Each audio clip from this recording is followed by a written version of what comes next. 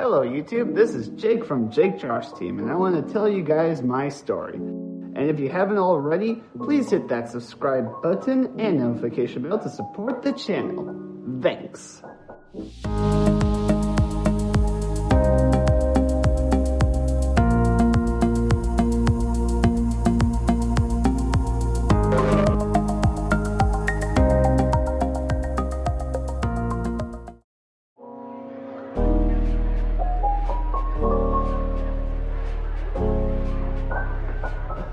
What made matters worse was that one of my teammates claimed they got hit by a car. Only 4 of us had to work on the final assignment. All 4 of us met at the library at 3 p.m. on a Friday and began working. When it was 7 p.m., a group member had to leave us even though we just had 70 pages done. It was 1 a.m. when we finally finished the assignment. We all went home after that crazy day.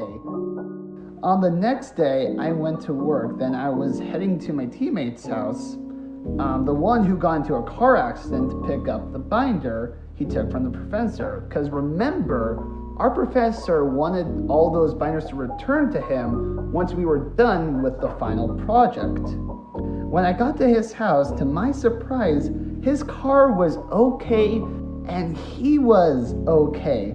Apparently, he lied about the accident to get out of working on the final assignment. He begged me not to tell the other teammates, even told me that he would even pay not to tell. I refused the money and left.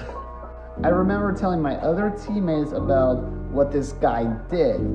When we finally turned in our final assignment, all of us told our professor what this guy did just to get out of the final project. Because of that, I believe our teammate failed the class. However, this class stood out to me because it felt I was actually doing some PR stuff. This class made me fall in love with public relations. Even though it was a lot of work, seeing all our guests at the event made me feel happy that they were having a great night because of us. My final semester at Cal State Fullerton, I found out that I needed an internship. Before my last semester, I was scrambling to find an internship. I applied to 35 internships and only 2 got back to me. One internship would be a library at Compton, and the other was a nonprofit organization called Family Promise of Orange County. Their mission is to help families experiencing homelessness and low-income families achieve sustainability, independence through a community-based response. Between the choices of either working in the ghetto of Los Angeles or working at a much closer internship, I went with the nonprofit organization.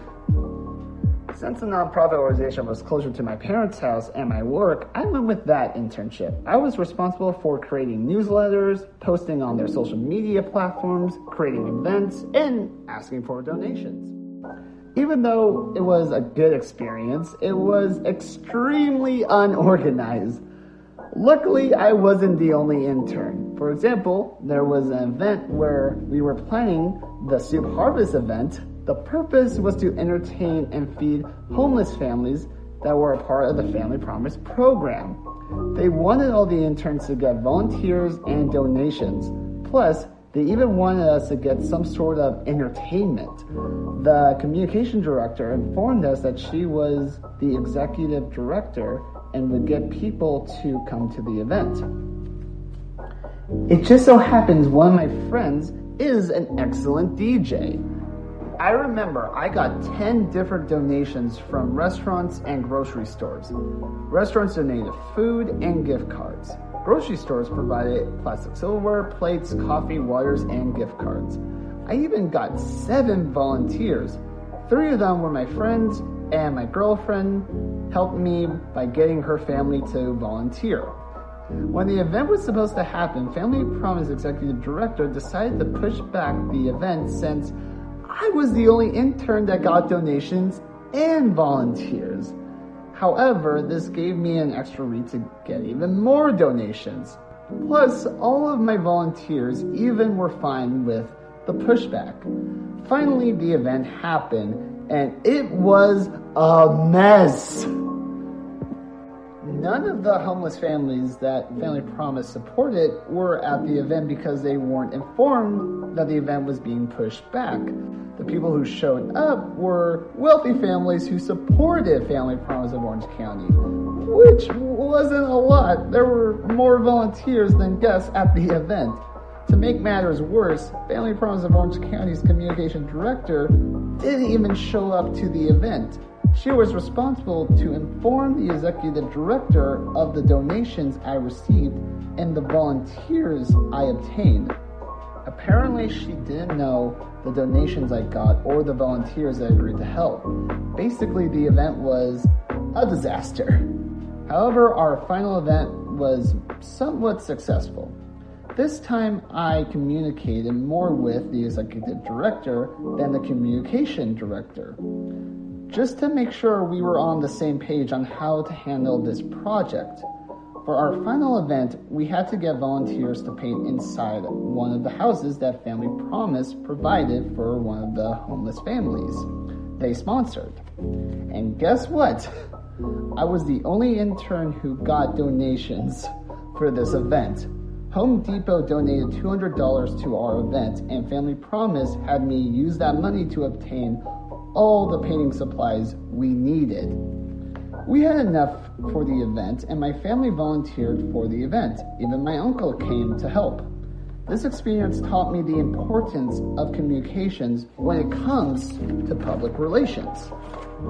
By communicating with everyone, it helps to make sure everyone knows what is going on and what to avoid to make sure disasters don't happen, like the soup harvest event. Eventually, I finished my bachelor's degree at Cal State Fullerton. Since I finished in the fall, I had to wait till summer to walk. Even though I finished my bachelor's, I discovered a new opportunity for me. You see, my job was offering a free education. They agreed they would pay for my master's if I signed up for their new program. Thanks to my job, I was able to start my master's program. As soon as I got my bachelor's degree, I quickly applied and got started with the program. I remember thinking that 2020 was going to be my year. I was going for a master's and my job was offering me more opportunities. What could possibly go wrong? Well, like I mentioned, 2020. A global pandemic hit our world. This meant I couldn't work because I worked at a theme park. I was still able to work on my master's, but I was still furloughed. But hey, at least I was able to continue with my education. Since I'm not working at this particular theme park, I was able to grow a glorious beard for 2020. Another nice thing about this year was I was able to reunite with my brother. Thanks to him, we are currently making more YouTube videos, and our channel has never been as popular as we are today. Heck, we are currently at 1,000 subscribers, and we even have a sponsor, Ship Thrifty. Again, though, I can't wait for this global pandemic to be over so I can continue with my life. I know my future is going to be bright because I decided it's going to be.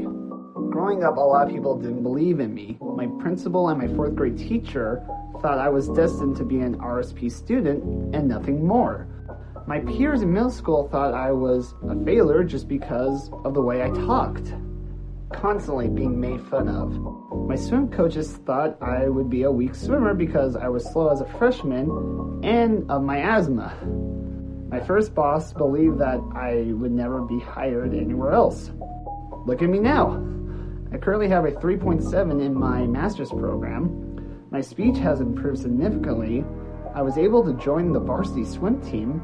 I no longer have asthma, and I was able to be hired at the most magical theme park in the world. As a famous goat named Soothsayer once said, "Your story may not have a happy beginning, but that doesn't make you who you are. It's the rest of your story who you choose to be." I choose to be Jake Sappington, a friend, a brother, a son, an optimist, a jokester, a hard worker, a go-getter, a believer, a future public relations worker, a non-quitter. Remember, people don't define you. You define yourself. Thank you for listening to my story. This is Jake from Jake Josh Team, signing off.